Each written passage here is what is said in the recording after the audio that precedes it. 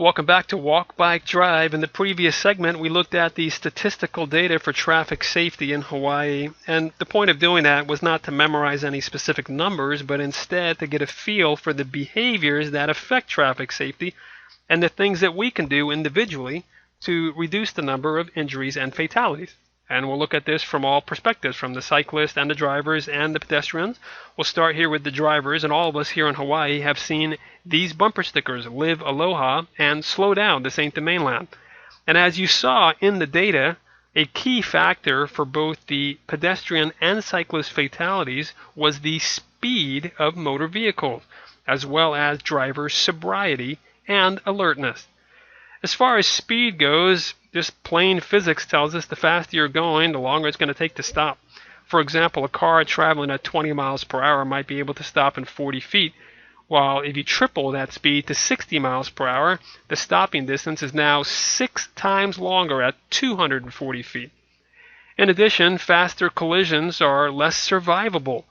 A pedestrian struck by a vehicle traveling at 20 miles per hour has a 9 out of 10 chance of surviving, while a pedestrian struck by a vehicle traveling at 40 miles per hour has only a 1 out of 10 chance. Sobriety addresses more than just alcohol. It also includes recreational drugs and over-the-counter medication and prescription medication, anything that you put into your body that can lower your reaction time and reduce your ability to make good decisions. And when you're in that type of scenario, it's worth thinking about your decisions ahead of time. Because when faced with the choices you see here about how to get home, a tow truck, a police car, a taxi cab, an ambulance, or a hearse, the taxi cab is looking pretty good, as would a ride on a bus or with a designated driver or something like that. When it comes to driving alert, a lot of us have heard about cell phone distractions from phone calls and emails and text messages, and that's true. Other distractions for motorists include things outside the car, like collisions or people they see walking along the street or the sidewalk, and things inside the car, like other occupants, whether they're human or animals, and activities. You might be eating or listening to music or smoking or putting on makeup or shaving or doing anything that takes your attention away from driving, which is especially critical in congested areas. Most of us are familiar with marked crosswalks at intersections and marked mid-block crosswalks. There's also something out there that a lot of folks don't realize, and it's called an unmarked crosswalk, which is actually so common that the principle is every intersection is a crosswalk. So if you're out there and you get to this intersection here, even though it doesn't have a huge grid pattern of white stripes going all the way across the street, it's still an intersection, and therefore it's still a crosswalk. You can certainly expect to see vulnerable users out there. You also see in this image a car driving down the road toward you, and you see other cars parked on either side of the street. That brings up a very common scenario in Hawaii, which is that the line of sight vision between pedestrians and cars is often blocked by other cars. In this example here, there's a pedestrian crossing the street in the crosswalk from right to left, and the first car, car A, has come to a stop to allow that pedestrian to cross. And unfortunately, now the line of sight vision between the pedestrian and the second car, car B, is blocked. As a rule of thumb, if you're driving down the road and you see a vehicle stopped at a crosswalk, it's a safe bet that someone is trying to cross the street there. In terms of collisions between bikes and cars, there are 4 very common types, including door zones, when a motorist accidentally opens a door into the path of a cyclist. Another common scenario is the parking lot exit area, especially when other cars are parked alongside the edge of the road, blocking the line of sight vision between the driver and the cyclist. And 2 types of turns, head-on left turns and overtaking right turns. And speaking of overtaking cyclists, the principle here is to pass with at least 4 feet of space between the inside edge of your car and the cyclist. And if you're driving something larger like a commercial truck, then that space also gets larger, like 6 to 8 feet. Other helpful strategies include reducing the speed, your speed before passing, and switching lanes to pass, all of which increases the safety of the maneuver. Now, this does generally bring up a question, which is, where are the cyclists supposed to be anyway? A lot of folks are surprised to learn that bicyclists are allowed to use the full lane. And the rules officially say, when traveling slower than the normal speed of traffic, cyclists are to ride as close to the right-hand curb or the shoulder of the roadway as practicable. However, cyclists may use the full lane when preparing for a left turn to avoid hazards on the right side of the road, on one-way roads with more than one lane, and when the traffic lane is too narrow for a bicycle and a car to travel safely side by side. And as far as cyclists being on the right-hand edge of the road, they will generally tend to be on that side of the road, but not all the way to the far edge of the pavement, because by leaving a buffer zone between themselves and the edge of the pavement, it protects them from things like curbs, guardrails, road debris like broken glass, gutter seams, pavement edges, and other road edge hazards.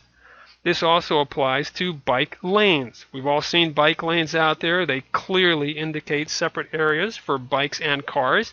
And the rules for bike lane usage say, when traveling slower than the normal speed of traffic, cyclists must use the bike lane and travel in the same direction as traffic.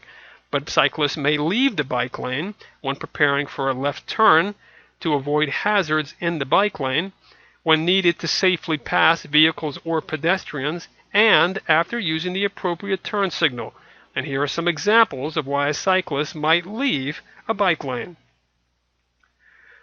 Recently in Hawaii, we've also had the implementation of protected bike lanes, and they've been in use actually around the world for quite some time. One thing that got a lot of folks' attention here was the brightly painted green pavement areas that denote high caution zones in these protected bike lanes, which are also known as cycle tracks.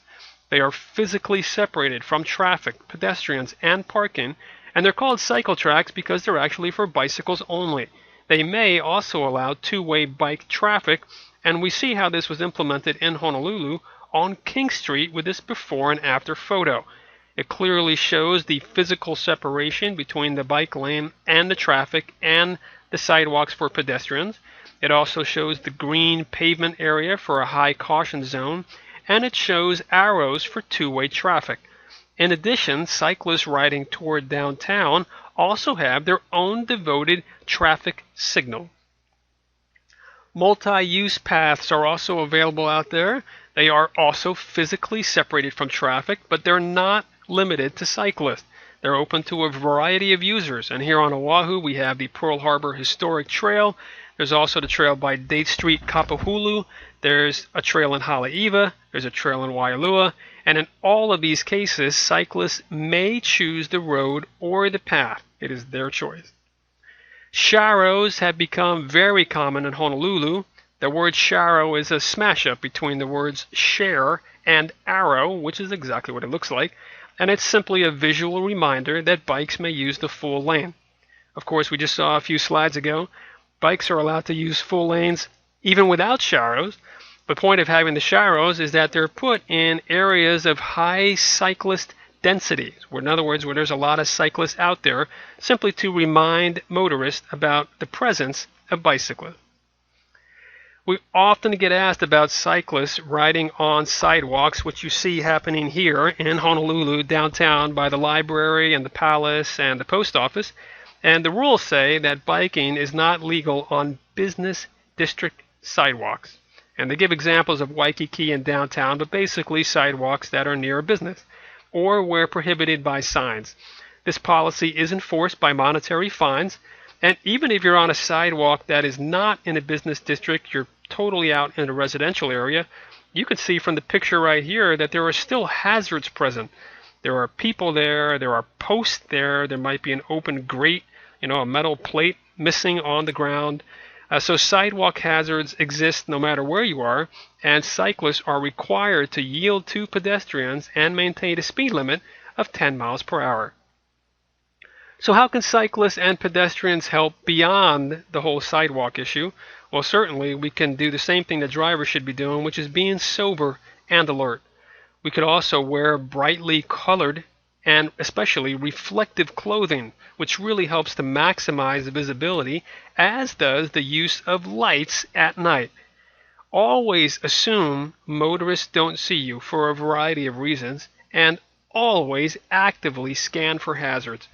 A lot of folks have a habit when a light turns green or the signal suddenly says walk, they think that, hey, this is a good time to go, and while it might be legally a good time to go, it might not yet be safe to go, so be sure to look both ways and all that type of stuff. Complying with all traffic regulations certainly is a factor for all groups, the cyclists, the pedestrians, and the drivers, and for all three groups. Mahalo for your KOKUA. Remember that no matter what you're doing out there, driving a car, riding a bicycle, a moped, a motorcycle, walking along the street, being visible and predictable prevents accidents. Everyone out there has the right to be safe on our roads, including vulnerable users. And that's a principle that has existed in Hawaii for a long time, all the way back to the law of the splintered paddle from King Kamehameha the Great in 1797. That law said, "O my people, honor thy gods. Respect alike the rights of men great and humble. See to it that our aged, our women, and our children lie down to sleep by the roadside without fear of harm. Disobey and die." Well, those were serious words back then, still a serious topic today. If you'd like to learn more, please join us at hbl.org. We have over 1,500 individual members, a variety of business members, all of whom are promoting safer streets for all users, not just cyclists, but also pedestrians and motorists. If you'd like to join us, when you're at our website, you can click on the word join in the top right-hand corner, or click on the phrase that says join or renew on the right side of the page. Mahalo nui loa. Aloha. We look forward to riding with you.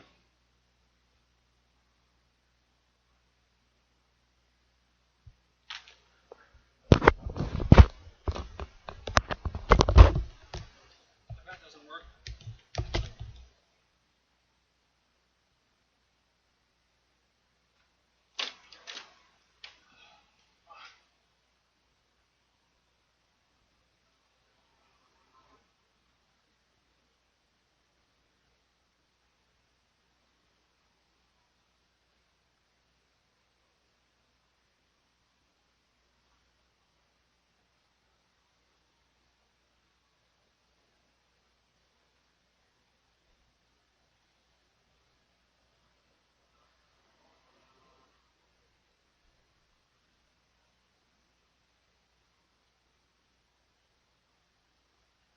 Hey, what's up, Stink Bum? Did you have to harass me in the middle of that, buddy? Huh? Did you? Hey, don't do that, please. I don't need you to do nothing.